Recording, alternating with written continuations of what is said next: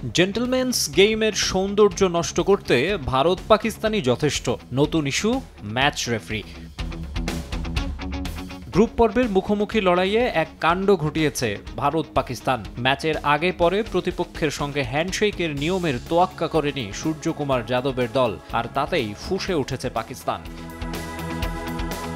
সালমান আলী আঘার দলের অভিযোগ, সেদিন টসের সময় ম্যাচ রেফারি অ্যান্ডি পাইক্রফট তাকে সূর্যকুমারের সঙ্গে হাত মেলাতে বারণ করেছিলেন, আর এমন দাবি উস্কে দিয়েছে ক্ষোভ পাকিস্তান ক্রিকেট বোর্ডের chairman Mohsin Naqvi, Asian cricket কাউন্সিলের সভাপতিও। পাইক্রফটকে এশিয়া কাপ থেকে অপসারণের দাবি তুলে আইসিসির কাছে একটি চিঠিও পাঠান মহসিন, কিন্তু আইসিসি চেয়ারম্যান ভারতীয় জয় শাহ তা মোটেও আমলে নেননি। সাফ জানিয়ে দিয়েছেন পাইক্রফট থাকবেন বহাল তবিয়তে। পাকিস্তান আরব আমিরাত ম্যাচ থেকে সরানো হবে না ৬৯ বছর বয়সী জিম্বাবুইয়ানকে।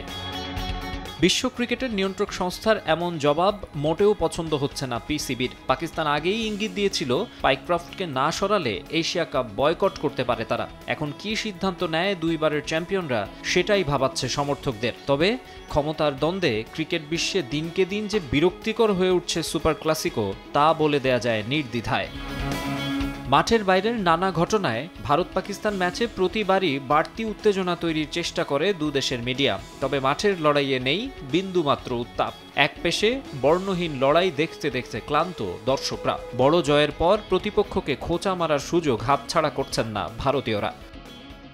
হ্যান্ডশেকের বিষয়টি নিয়ে সূর্যকুমারই জবাব দিতে পারবে। প্রত্যেকের নিজস্ব মত আছে। সন্ত্রাসবাদ বন্ধ করতে হবে। আর ম্যাচের বিষয়ে বলবো, আমি মোটেও অবাক হইনি। প্রথম 15 ওভার দেখার পর চ্যানেল চেঞ্জ করে ম্যানচেস্টার ইউনাইটেড আর সিটির খেলা দেখেছি। পাকিস্তান এখন আর ভারতের সঙ্গে লড়াই করার মতো দল নয়।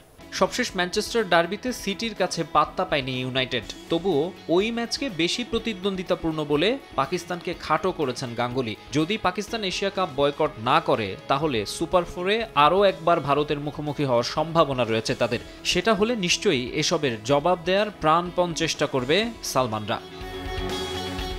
মাকসুম আলম খান, সময় সংবাদ।